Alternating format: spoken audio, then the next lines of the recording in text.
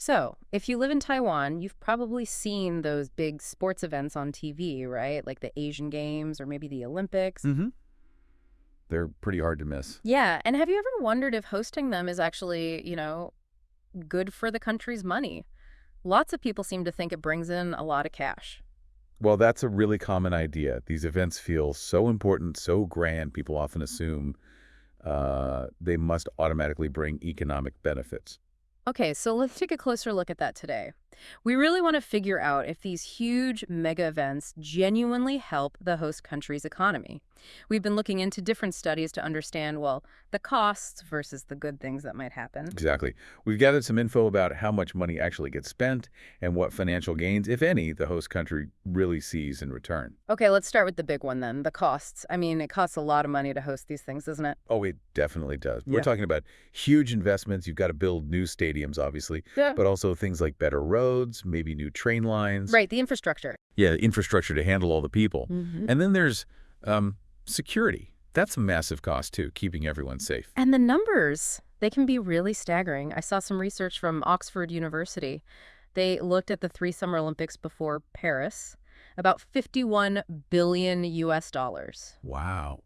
And get this, that number doesn't even include extra money spent on other buildings, like maybe hotels or shopping centers. That's incredible. And it's pretty common for these costs to go way over the first estimate, isn't it? Yeah, that same Oxford study found that, on average, the games cost 185% more than they originally planned. 185%. That's almost double, nearly triple the original budget. Exactly. It's a huge jump. And it's not just hosting that costs money. Even just trying to get picked to host is expensive. Oh, right, the bidding process. Yeah. Tokyo spent like 150 million US dollars just to try for the 2016 games. They didn't get it, but then spent a ton more for the 2020 games they did host. And some cities decide it's just too much even to bid. Right. Toronto looked at bidding for the 2024 games and decided, nope, too expensive. It would have cost them around $60 million just for the bid itself. That's serious money just for the chance. And the actual hosting costs seem to keep going up. Paris 2024, they're expecting it to cost over $8 billion US dollars. And we've seen even bigger figures before. Sochi Winter Games, over 50 billion. Rio Summer Games, maybe around 20 billion. Beijing's Winter Games, about 39 billion. And like we said, a lot of that is tied up in transport and building those venues. London spent over $7 billion just on transportation for their Olympics. It's a major, major part of the expense. Okay, so the costs are clearly massive, huge investments. But what about the other side?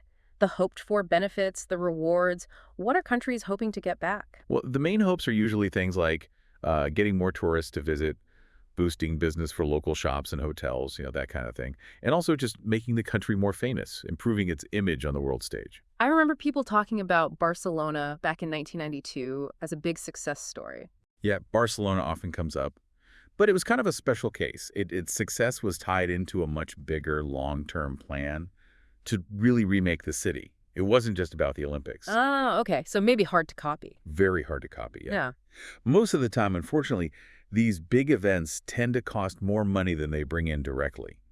And those long-term tourism benefits everyone hopes for, they often don't quite happen as much as expected.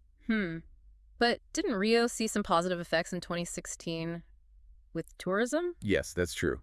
Rio did get over 500,000 international visitors during the Games. And tourism brought in something like 1.2 billion US dollars. So that was definitely a plus, especially since the global economy wasn't doing great at that time. Okay, so it can happen. There can be some good economic news sometimes. But what about after the party's over? The long term. Right, and that's really, really important. Thinking long term.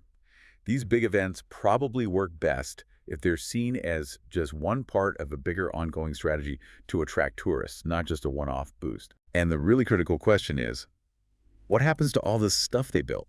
The stadiums, the athlete villages. Can the city actually use them effectively after the games are finished? That's key to getting any lasting value. Makes sense. If they just sit empty, that's not good. Not at all. No. It becomes a drain instead of a benefit. Okay, so let's try to sum this up. Hosting these huge sports events costs, well, a ton of money. The rewards, the benefits, they aren't always as big as people hope.